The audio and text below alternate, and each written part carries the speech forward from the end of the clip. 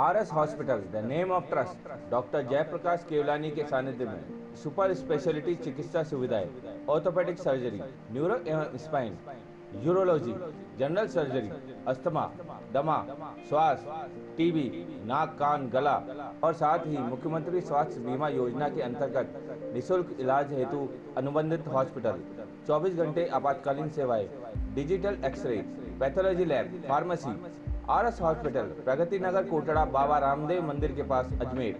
प्रतिपक्ष नेता द्रौपदी कोली और विधायक अनीता बदेल के बीच गत दिनों उद्घाटन समारोह के दौरान हुआ विवाद थमने का नाम नहीं ले रहा और जो विधायक बदेल की ओर से शिला पट्टिका लगाई गई थी उन्हें भी हटाने की जानकारी आ रही है। इस पर विधायक बदेल ने कांग्रेस को आड़े हाथों लिया। उन्होंने कहा कि सबसे पहले तो कांग्रेस को आदेश दिखाने चाहिए जिसमें कि उल्लेख हो कि शिला पट्टिकाएं हटाई जानी है। उन्होंने कहा कि इस तरह की हरकत कर कांग्रेस लोकतंत्र का गला घोट रही है। उन्होंने ये भी कहा कि 3 महीने तक सरकार अपनी मनमानी कर ले, उसके बाद जनता इस सरकार को उखाड़ फेंकेगी। देखिए, कांग्रेस सरकार के दिन खत्म होने जा रहे हैं, है ना। जुम्मा 3 महीने की ये सरकार है और लोगों को भी बहुत अच्छे से मालूम है कि सरकार के क्या कारनामे हैं। जनता ने भारतीय जनता पार्टी के विधायकों को जिता करके भेजा है, ये कांग्रेस को बर्दाश्त नहीं हो रहा है। और शिला पट्टिकाएँ सिर्फ उत्तर और दक्षिण में नहीं लगी हैं, शिला पट्टिकाएँ पूरे राजस्थान में लगी हैं। यदि अशोक गहलोत ऐसा आदेश देते हैं तो पहले तो वो आदेश दिखाएं। हाँ, जो जिलाधीश महोदय का आज मैंने अखबारों के माध्यम से पढ़ा कि उनका आदेश है, तो वो हमको आदेश दिखाएं। और दूसरा कि पूरे राजस्थान से शिला पट्टिका हटाएं, क्योंकि 4.5 साल में बहुत सारी शिला पट्टिकाएँ लगी हैं। तो क्या 4.5 साल की सारी शिला पट्टिकाएँ हटाई जाएंगी क्या? अशोक गहलोत को इस 5 साल के अंतिम वर्ष में याद आ रहा है कि उनको शिला पट्टिका लगानी है। और यदि उनको शिला पट्टिका लगानी थी तो अजमेर आके लगाते।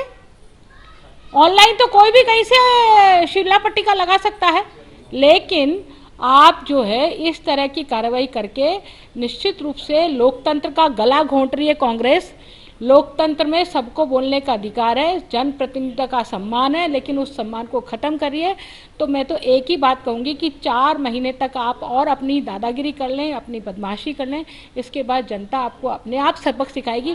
इसमें हम कुछ कहने वाले नहीं है, जनता आपको इसका जवाब देने वाली है। देखिए, वो विधायक की अनुशंसा की सड़कें हैं, वो हर विधानसभा की सड़क है। वो विधानसभा में विधायकों को जो राशि मिली है 10 लाख रुपए, उसकी अनुशंसा की सड़कें हैं और ये हर विधानसभा में मिली है। ऐसा नहीं है कि एक विधानसभा में मिली है, परंतु जिनको सपने देख रहे हैं जो, है ना, वो सपने सिर्फ शिला पट्टिका के विवाद से पूरे नहीं होते हैं। उसके लिए लोगों का काम करना पड़ता है, लोगों के दिलों में जगह बनानी पड़ती है, लोगों के लिए आपको परेशानी उठानी पड़ती है। लेकिन इस विवाद से आपको लगता है कि आप अच्छा कर रही हैं, तो मुझे लगता है कि जिसकी जैसी सोच होती है वो वैसा ही काम करता है। तो वहीं दूसरी ओर प्रतिपक्ष नेता द्रौपदी कोली ने कहा कि भाजपा झूठी वाहवाही लूटने के उद्देश्य से विकास कार्यों को खुद के झोली में डालने का काम कर रही है, जबकि जितने भी विकास कार्य और सड़कें हैं वो सीएम की ओर से बनवाई जा रही हैं, न कि विधायक की ओर से। लिहाजा उनकी शिला पट्टिका ही लगनी चाहिए और जितने भी विधायक की शिला पट्टिकाएं लगी हैं उन्हें हटाने का काम जिला प्रशासन का है। उन्होंने कहा कि इस मामले में जिला कलेक्टर ने भी उन्हें विश्वास दिलाया कि जल्दी इस मामले में कार्रवाई पूर्ण होगी। पहले जो लगे हुए कलेक्टर साहब अभी कह के गई है कि वो सारे पत्थर हटाकर, और सीएम साहब का जो वहाँ से सीएम हाउस से आया वो परफॉर्मा लगकर वो सारे पत्थर वो लगेंगे अब जो सड़क बन चुकी है, ताकि जनता को पता लगना चाहिए कि ये सड़कें किसके बजट से बनी हुई है। एमएलए को 5-5 करोड़ रुपए दिए, अगर हर साल 5 करोड़ रुपए, उन्होंने 5 करोड़ का करा क्या, कहाँ लगाया, वो अपना हिसाब दें। जनता को हिसाब देना पड़ेगा उनको कि हर साल 5 करोड़ रुपए दिए जो कहाँ लगे हैं। इसलिए इन सड़कों का शिलान्यास अब सीएम साहब के नाम से होगा। वो बहुत कहते हैं हमारे एमएलए साहब कि आपके सीएम उद्घाटन कर ले।